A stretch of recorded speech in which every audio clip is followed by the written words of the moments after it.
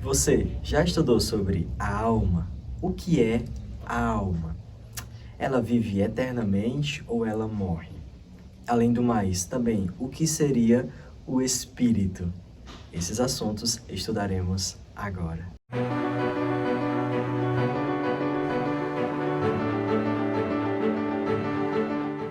Fala família, Geração Ruiosa, Israel Ferreira, e é um prazer ter aqui você com a gente. E hoje começaremos uma série nova aqui no canal, que tem por título A Imortalidade da Alma. É bíblica? E o que seria a alma e o espírito? Quando a gente vai olhar exatamente na palavra de Deus, a gente deve ir lá para o começo de todas as coisas. Exatamente lá em Gênesis capítulo 2, versículo 7, onde nos diz: E formou o Senhor Deus o homem do pó da terra, e soprou em suas narinas o fôlego de vida, e o homem passou, ou foi feito alma vivente. O texto bíblico aqui deixa claro e não dá margem a algo dentro do ser humano, mas deixa claro que o pó da terra, juntamente com o fôlego de vida, passou a existir o ser humano. Então, pó da terra mais fôlego de vida igual alma vivente. Esta mesma palavrinha, ela também é utilizada para os próprios animais também, aqui em Gênesis capítulo 1. Quando a gente vai olhar, analisar esse versículo, a gente percebe que o ser humano, ele não tem algo dentro dele, mas ele, em sua totalidade, é uma alma vivente. Então, logo aqui de cara, a gente percebe a resposta para a nossa primeira pergunta, que o ser humano, ele não tem uma alma, mas ele é uma alma. E isso é muito importante porque quando a gente vai para 1 Coríntios 15, 45 diz, o primeiro homem, Adão, foi feito alma vivente. Quando a gente vai olhar sobre a questão dos animais, Apocalipse 16, 3, diz assim, E o segundo anjo derramou a sua taça no mar, que se tornou em sangue como de um morto, e morreu no mar toda a alma vivente. Levíticos capítulo 11, versículo 46, diz assim, Esta é a lei dos animais e das aves e de toda criatura vivente que se move nas águas. Quando a gente vai olhar também, Eclesiastes capítulo 3, 19 ao 20 nos diz, porque o que sucede aos filhos dos homens, isso mesmo também sucede aos animais. E lhes sucede a mesma coisa. Como morre um, assim morre o outro. E todos têm o mesmo fôlego. E a vantagem dos homens sobre os animais não é nenhuma, porque todos são vaidade. Todos vão para um lugar. Todos foram feitos do pó e todos voltarão ao pó. Você se recorda quando o pecado entrou no mundo? Deus falou para Adão, porque tu és pó e ao pó voltarás. Adão, ele foi feito do pó da terra. E a morte, como consequência do pecado, o ser humano ele volta, para o local que ele veio antes. O interessante notar que a gente está vendo aqui que o mesmo fôlego de vida que Deus soprou nas narinas do ser humano foi o mesmo que Deus deu aos animais. Então, o mesmo destino de ambos a gente percebe nesses textos. E quando a gente vai olhar em Mateus 16, 26, a gente vê um paralelo com Lucas 9, 25, onde nos diz o seguinte, Pois que aproveita o homem ganhar o mundo inteiro se perder a sua alma? Ou que dará o homem em recompensa da sua alma? Isso está em Mateus 16, 26. Agora, veja bem comigo também em Lucas 9, 25, que diz, Porque que aproveitar o homem granjear o mundo todo, perdendo-se ou prejudicando-se a si mesmo. Então, a gente percebe aqui logo nesse paralelismo, a junção dos textos, onde deixa claro que o homem ele não tem uma alma, mas ele é a própria alma. Quando a gente vai olhar na palavra do Senhor, lá em Gênesis capítulo 2, versículo 7, como a gente viu, a gente percebe ali o início de todas as coisas. E quando a gente junta esse versículo com o restante das Escrituras, a gente vai perceber que Deus, ele vai se contradizer, mas ele vai ampliar o entendimento. E assim, lá no Novo Testamento, um texto mostra que o homem ia perder a sua alma. Já lá em Lucas fala, perdendo-se. Então mostra que o homem é uma alma, a sua totalidade. Por exemplo, quando a gente vai para Deuteronômio capítulo 10, versículo 22, diz assim, com 70 almas, teus pais desceram ao Egito. Olha só, agora quando a gente vai lá para Gênesis 46, 27, nos diz o seguinte, e os filhos de José que lhe nasceram no Egito eram 2, todas as pessoas da casa de Jacó. E o Êxodo 1, versículo 5 diz o seguinte, todas as pessoas, pois, que desceram de Jacó foram 70. Então, em uma parte chama almas, em outra parte chama pessoas. Quando a gente vai continuar analisando esses versículos, alguns teólogos eles falam o seguinte, por exemplo, o Dr. Johannes Pedersen, em seu clássico estudo Israel, ele escreveu o seguinte, é um teólogo erudito, né? Ele escreveu o seguinte, no Antigo Testamento somos constantemente confrontados com o fato de que o homem, como tal, é uma alma. Abraão partiu para Canaã com sua propriedade e todas as almas que lhe pertenciam. Gênesis 12, 5. E quando Abraão conseguiu os despojos em sua expedição guerreira contra os grandes reis, o rei de Sodoma exortou a dar-lhe as almas e conservar os bens. Gênesis 14, 21. 70 almas da casa de Jacó foram para o Egito. Gênesis 46, 27, Êxodo 1, 5. Toda vez que um censo é levantado, a pergunta que surge sempre é, quantas almas há? Nesse e em outros lugares, podemos substituir pessoas por almas. Outro erudito, também comentando Gênesis, capítulo 2, versículo 7, diz o seguinte, o que nefesh, alma, significa aqui? Certamente não alma no sentido dualístico tradicional. Nefesh foi designada para ser visto junto com a forma completa do homem, e especialmente com sua respiração. Além disso, o homem não tem nefesh, alma. Ele é nefesh. Ele não vive como, no caso, ele vive como nefesh. E outro, por último, erudito católico, né, Dom, ele diz o seguinte, é nefesh, alma, que dá vida ao bashar, corpo, mas não como uma substância distinta. Adão não tem nefesh, ele é nefesh, tal como é bashar. O corpo, longe de ser dividido de seu princípio vital, é a nefesh, alma, visível.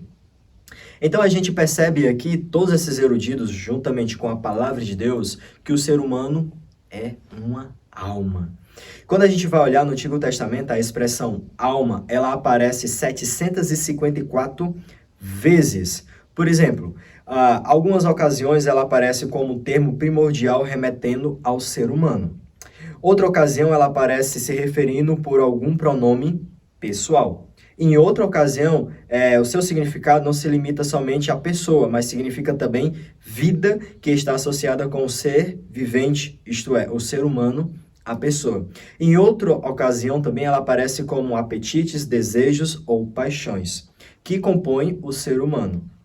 Outra ocasião também, ela pode estar se referindo ao coração, que faz parte também do ser humano.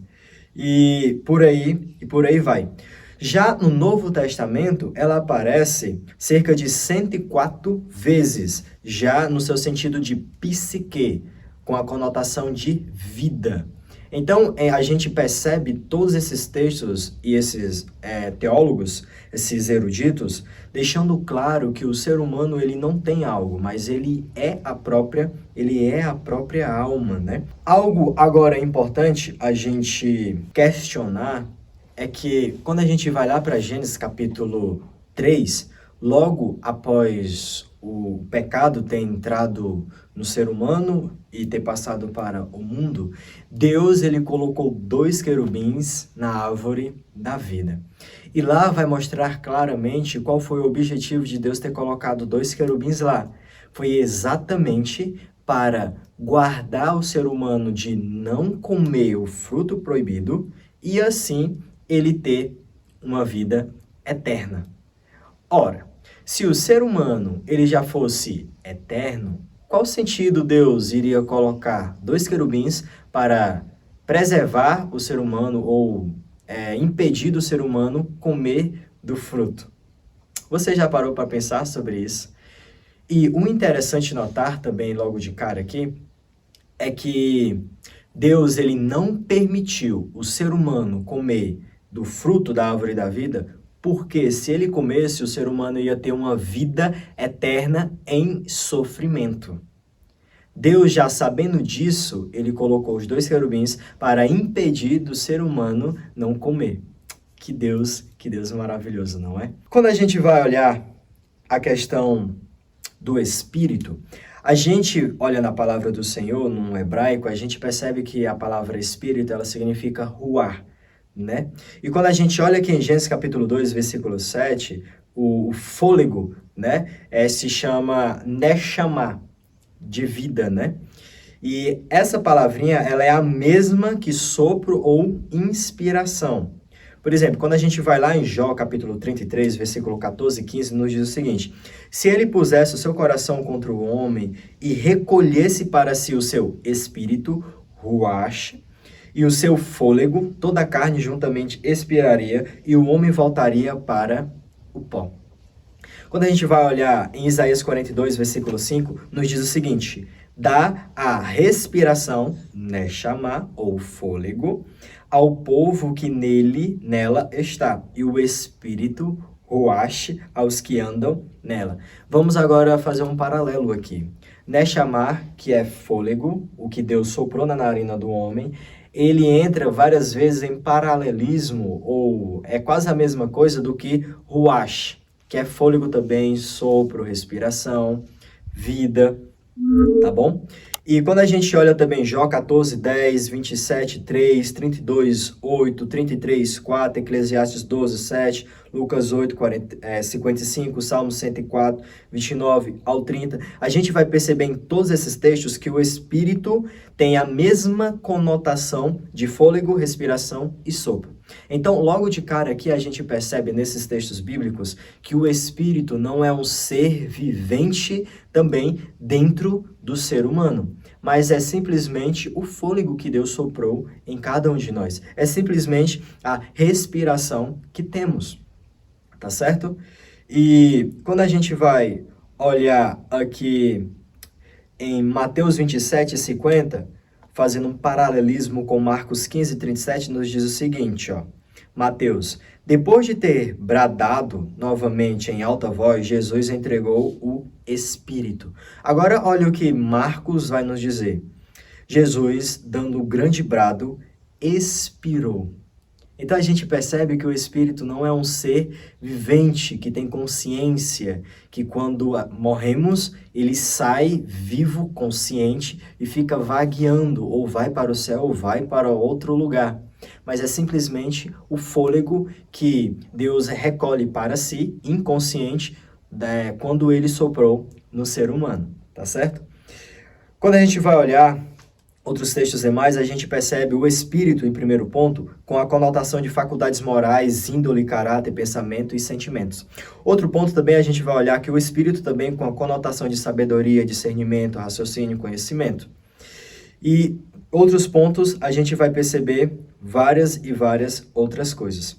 Agora, além do mais de todas essas coisas, a alma, ela morre. Quando a gente vai olhar a expressão alma na Bíblia, ela aparece 858 vezes no Antigo Testamento, na palavrinha nefesh. E no Novo Testamento, com a palavrinha psique, ela aparece 300 vezes no original. As 858 vezes que ela aparece na Bíblia, ela nunca está relacionada com algo imortal. Mas ela sempre, em outras ocasiões, ela vai estar relacionada com a própria morte. Isso mesmo. Por exemplo, quando a gente lê, em outras palavras, aqui Levíticos 24:17, nos diz assim, ó, quem matar a alguém, essa palavrinha alguém, ela se chama nefesh, que é a mesma palavra alma, e diz, certamente morrerá. E outros textos demais aparecem. Por exemplo, outros textos também mostram a alma como um cadáver. Levíticos 21, versículo 11 diz assim, ó, não se aproximará de cadáver algum. Essa palavrinha é nefesh, a mesma palavra para alma. E outros textos demais. A gente vê vários e vários outros textos sempre com a conotação negativa, mostrando que a alma, ela morre. Não é algo dentro da gente, mas ela sempre, ela morre. A vida eterna, ela está condicionada. Não foi algo que Deus colocou e deu para o ser humano, mas ela está condicionada àquele que vive e entrega a sua vida a Jesus Cristo. E como presente, o Senhor Jesus Cristo nos dá a vida eterna. Porque em contraste de vida eterna, é morte eterna, segundo Romanos 6:23. Se você gostou, curte, compartilha e comenta. Porque nós temos um sonho de expandir a palavra de Deus para ela transformar vidas. E que Deus lhe abençoe.